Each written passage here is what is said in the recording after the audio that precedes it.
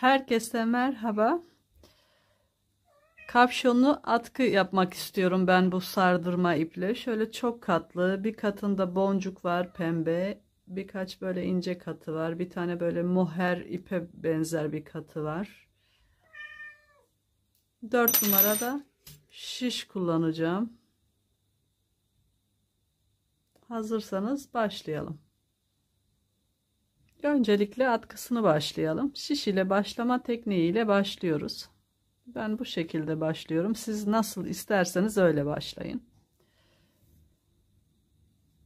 30 ilmek atacağım. Atkısı kısmı için. Şöyle ufak bir modelde öncelikle göstereyim. 30 ilmek başlayacağız ve bir örmeden alacağım ilkini her zaman. Sonra bir öreceğim.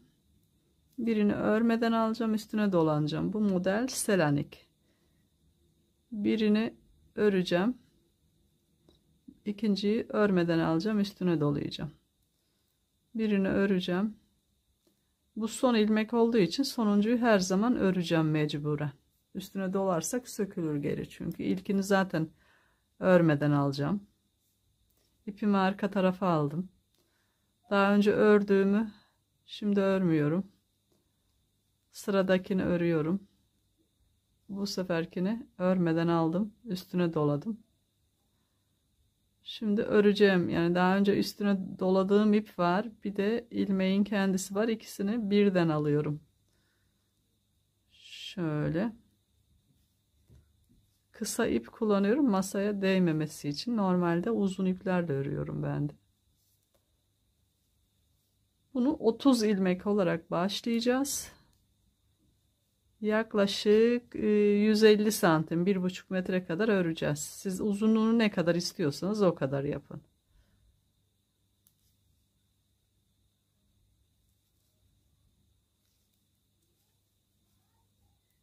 Şöyle gördüğünüz gibi tekrar bir sıra daha ördüm. Sonuncuyu örüyorduk her zaman. İplerimi el değiştirdim, şişlerimi pardon. Şöyle örmeden aldım ilkini. İkinciyi örmeden aldım ve üstüne doladım. Sıradakini öreceğiz. Şimdi örmeden alacağız, üstüne dolayacağız. Sıradakini öreceğiz. 2 ilmek var bir şişte. Şöyle ikisine birden aldım ve ördüm. Bu şekilde biraz örmem gerekiyor modelin ortaya çıkması için. Örüp geleceğim büyük başlayıp. Bayağı ördüm gördüğünüz gibi. Şimdi bir sıra birlikte örelim tekrar iyice anlaşılması için. İlkini örmeden aldım. İpimi öbür tarafa aldım. Şöyle bunu daha önce örmüşüm tekli ve böyle ters yüzü bize bakıyor bir ilmeğin. O yüzden örmeden aldım, üstüne doladım. Sıradakinde 2 tane var ip ve düz yüzü bana bakıyor. Lastik gibi bir görüntüsü var zaten. Selanik'te görüntü olarak lastiğin 3 boyutlusu gibi. Örmeden aldım tek kalanı, üstüne doladım. Bu yüzü bize bakanı öreceğiz. Bunu örmeden alacağız, üstüne dolayacağız ve bunu öreceğiz. Sıra sonuna kadar 30 ilmeğin hepsini aynı şekilde öreceğiz. Birini ördüm, sıradakini örmeden aldım. Bunu ördüm. Sıradakini örmeden aldım. Böyle bu şekilde. Buraya düğüm atmıştım koptuğu için ipim. Parçayı sonra saklayacağım içine. Aynı şekilde hiçbir değişiklik yapmadan uzunca bir parça örüyoruz. Bu kapşonlu atkımızın atkı bölümü olacak. Bir de kapşon bölümü olacak. Sonuncuyu ördüm. İplerimi el değiştirdim.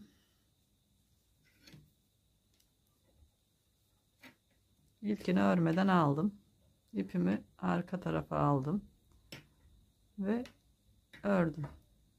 Örmeden aldım, üstüne doladım. Sıradakini ördüm. Gördüğünüz gibi tersi bana bakıyor ve tek bir ilmek aldım, üstüne doladım. Bunun düzü bana bakıyor ve 2 ilmek var. Onu öreceğim. Şimdi bir tane olanı örmeden aldım, üstüne doladım. 2 ilmek olanın arasından geçirdim, ördüm. Örmeden aldım. Bütün model bundan ibaret. Şöyle şu şekilde döne döne öreceğiz. Şöyle görüntüsü de bu. Uzunca bir atkı parçası öreceğim. Atkı istediğim uzunluğa geldi. Yaklaşık 150 santim ve kesiyorum.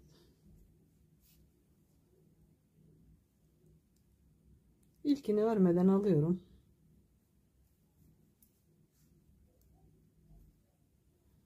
İkinciyi örüyorum ve içinden geçiriyorum. Kesmeyi biliyor musunuz? Şöyle şu şekilde. Sıradakini örüyorum. Arkadaki ilmeği alıp içinden geçiriyorum. Sıradaki ilmeği örüyorum. Şöyle şu şekilde içinden geçiriyorum. Bütün ilmekler bitip tek bir tane kalana kadar bu işlemi yapıyorum.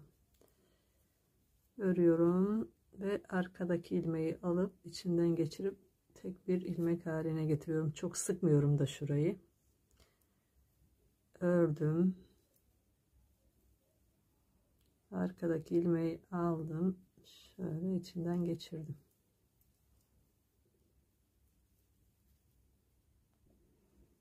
Kestim çoğunluğunu. Son bir iki ilmek kaldı ve şu bir, bu da sonuncu. Şöyle getirdim, üstünden geçirdim ve bitti. Makasla ipimi kesiyorum. Şöyle, tamam. Şu ipi tığ yardımıyla veya iğne yardımıyla içine gizleyeceğim daha sonra. Şöyle uzunca 1,5 metre boyunda bir atkım var. Bunu atkı olarak kullanabiliriz. Şimdi aynı iple ve yine 4 numaralı misinalı şiş ile 90 ilmek atacağım. Bu da atkımın kapşon kısmı için. Ben şimdi size göstermek için az ilmek atacağım. Ama normalde ben kapşon için 90 ilmek kullandım.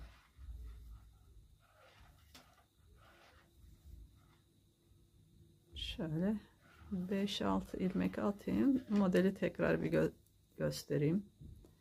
İlkini örmeden aldım. İpim biraz çok katlı, onun için dikkat etmek gerekiyor örerken. İkinciyi ördüm. Sıradakini örmeden aldım. Hemen başlar başlamaz modeli kuruyoruz. Selanik model. Ördüm sıradakini. Bir sonrakini örmeden aldım. Sıradakini ördüm. Son ilmeği her zaman örüyorum bu modelde. İlk ilmeği çünkü örmeden alacağım. El değiştirdim örgümü. Örmeden aldım. İpimi arkaya geçirdim. Bunu örmüşüm daha önce. Örmeden alıp üstüne dolayacağım. Daha önce örmediklerimde 2 ilmek var. Onların arasından geçiriyorum. Model atkıyla aynı. Yalnızca başlama sayım farklı. Atkıda 35 başladım. Kapşonda ise 90 ilmek.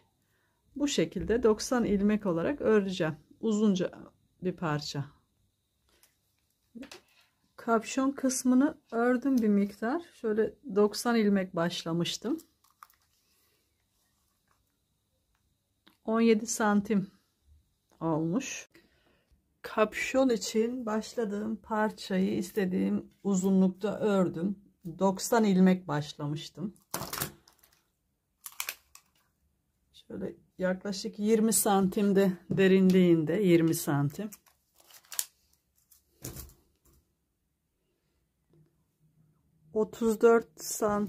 ilmek 34 ilmek, bu da 34 ilmek bu şişe ayırdım. Geriye kalanı ortada kaldı. Yani 68, 22 ilmek de burada var.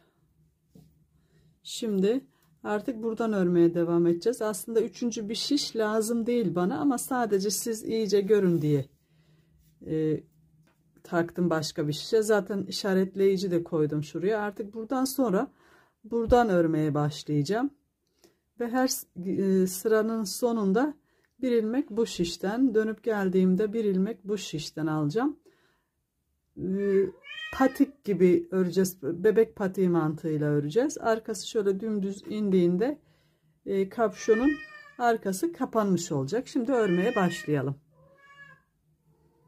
Şimdi bu şişten bu şekilde geldik. Selanik olarak örüyorduk ama artık bundan sonra düz olarak öreceğim. Bu düz sırasında son ilmeğim, gördüğünüz gibi bu sonuncu ilmeğim, aldım. Bir tane de diğer şişte, şuradaki şişten aldım. İkisini bir eksilttim. Gördüğünüz gibi döneceğim tekrar. Şu şişi devreden çıkaracağım, ortadakini. Çünkü böyle zor oluyor, içinden çıkabiliyor ilmekler. Şimdi ilkini örmeden alacağım ve hepsini bu sırada ters öreceğim.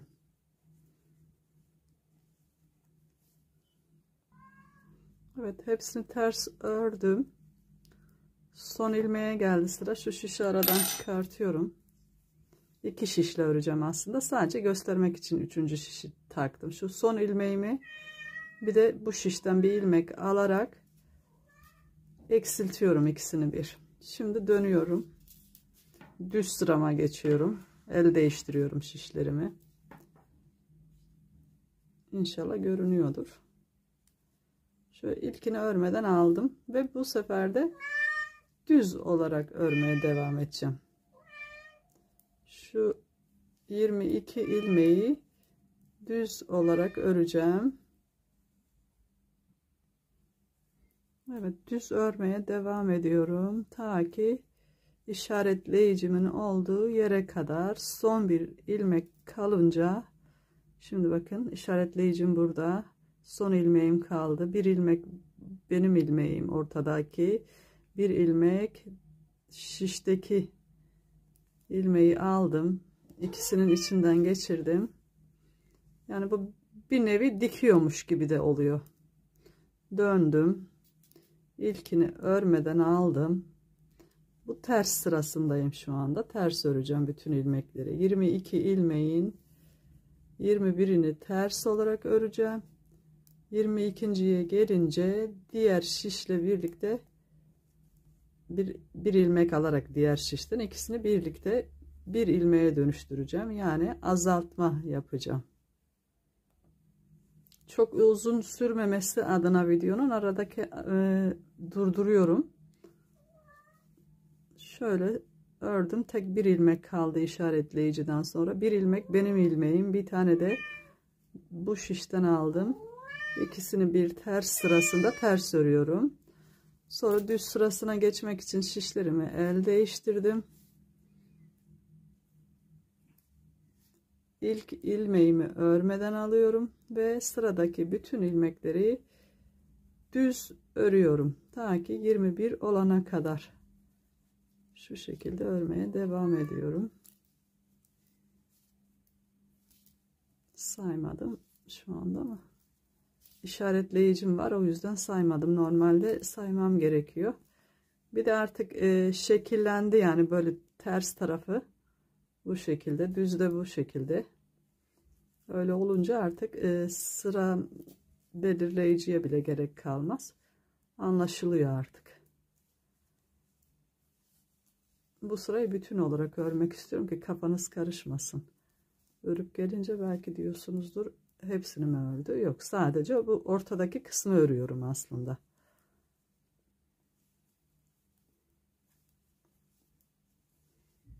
Yani muhtemelen geldik. Evet, son ilmeğe geldim. İşaretleyicim burada. Bir tane benim ortadaki ilmekten alıyorum, bir tane de şöyle şu şişten alıyorum. İkisine bir takıyorum. şöyle eksiltme yapıyorum. Bu sıram bitti ve dönüyorum ters sırasına. İlkini örmeden alıyorum ve örmeye devam ediyorum. Birazcık örüp geleyim, öyle göstereyim modeli. Ördükçe birazcık şekillendi. Görüldüğü gibi bu ortası düz olan yer kafanın arka kısmına gelecek, kapşon. Şöyle bu şekilde ördükçe bir eksilteceğiz bu ilmeklerin hepsi bitene kadar. Tabii ki bu taraftakiler de aynı şekilde. Sadece şu ortada düz olarak ördüğümüz 22 ilmek kalacak. Aslında Selanik de yapabilirdik buradaki gibi ama ekranda belli olması için anlaşılmıyor, yoksa nereden başladığımız. Mecburen düz örgü yapmak zorunda kaldım. Bak tersi bu şekilde. Düzü de böyle. Şu kenar görüntüsü de şöyle. Yani devam edeceğim kısacası bu şekilde. Bütün ilmeklerim şiştekiler bitene kadar şunlar. Ortadaki 22 kalacak sadece. İlkini örmeden alacağım yine. Düz örmeye devam edeceğim.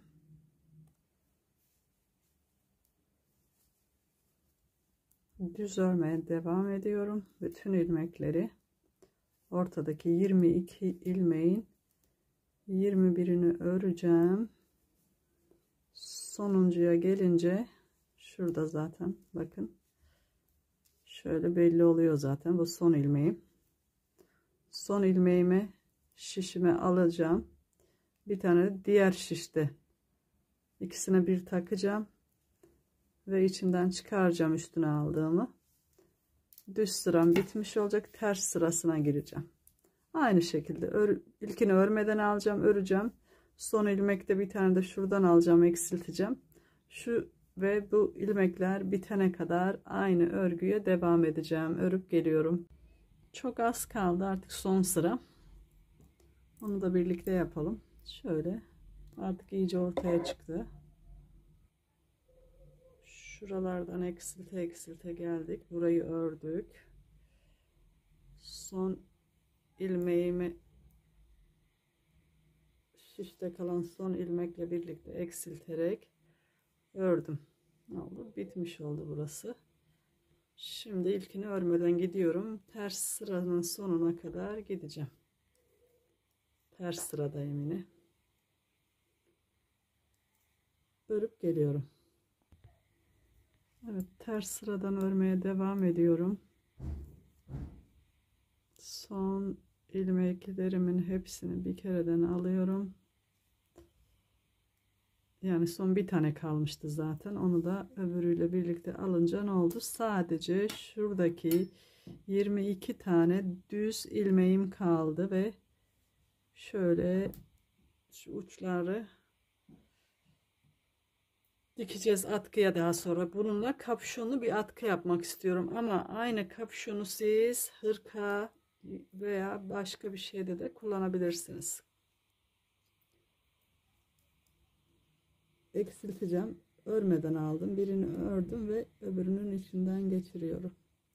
Sıradakini örüyorum. Ben bu şekilde kesiyorum. Eksiltmiyorum, pardon. Kesiyorum.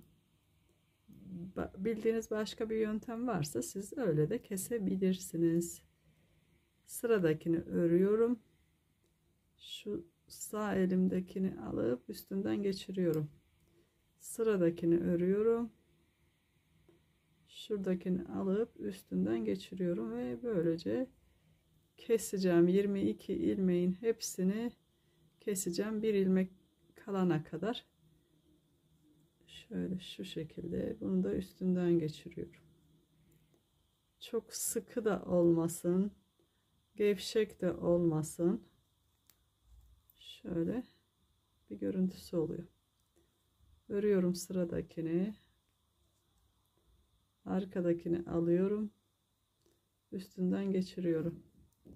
Sıradakini örüyorum. Yapıp geliyorum. Sonuncu ilmeklerimi birlikte yapalım. Şöyle kestim yine. Sıradakini ördüm. Arka ilmeğe taktım şişimi, içinden geçirdim. Kesmiş oldum. Sonuncuyu ördüm.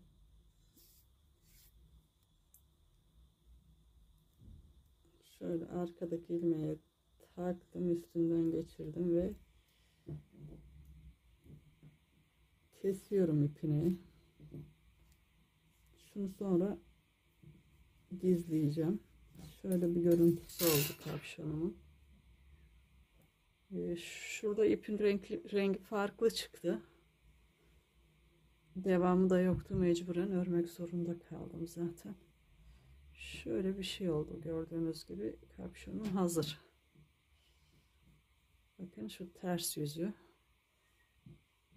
Böyle kafanıza geçirdiğinizde şurası da yüzünüzün ön kısmına gelecek. Şurası da arkası.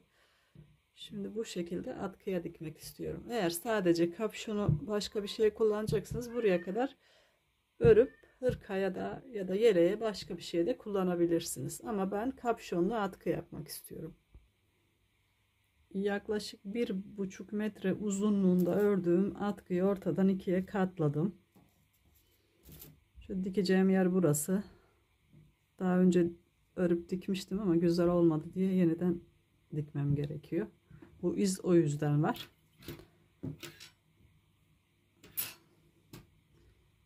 Kapşonumu da şöyle katlıyorum. Bu şekilde iğneliyorum dikeceğim yeri. Bir ucu burası. Bir ucu burası.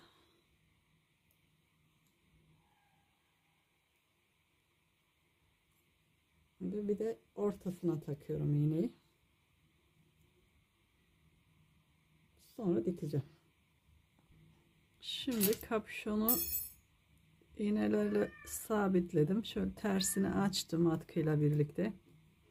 Bakın gördüğünüz gibi şuradan itibaren dikeceğim. Şöyle küt uçlu bir iğnem var. Etamin iğnesi diye geçiyor. Onunla dikeceğim. Şöyle gördüğünüz gibi şuradan alacağım atkıyı. Ne çok gererek ne de böyle büzerek bir ilmek atkıdan alıyorum. Bir ilmek kapşondan alarak dikiyorum. Bir ilmek kapşondan, bir ilmek atkıdan alarak dikiyorum. Bir ilmek atkıdan, bir ilmek kapşondan alarak dikiyorum. Bu şekilde şöyle dikeceğim ta şu uca kadar. Dikip geliyorum. Çok video uzun olmasın. Böyle aynı mantıkla dikmeye devam ettim sonuna kadar. Bir tane atkıdan ilmek aldım, bir kapşondan ve bir kapşondan bir atkıdan ilmek aldım. Şu kenarları sağlamlaştırdım. Düğüm attım. Şöyle bir kere daha aynı işlemi yapıyorum ki sağlam olsun diye. Şimdi ipime tekrardan düğüm atıyorum. Şu aradan geçiriyorum ve kesiyorum fazlasını.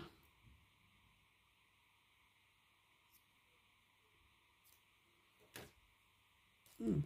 Şuradan da bir ipim bitmişti, dikerken düğümü atmıştım.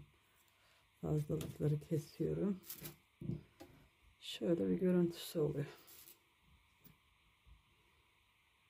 Bütün olarak sığdıramadım kadraja. Onun için şöyle bu şekilde. Bu atkı kısmı. Bu da kapşon kısmı. Dikmiştim birbirine zaten. Şöyle toplayınca şöyle bir şey. Tersine de bakalım. Böyle bir şey. Umarım anlatabilmişimdir. Yapacak olanlara kolay gelsin. Hoşça kalın.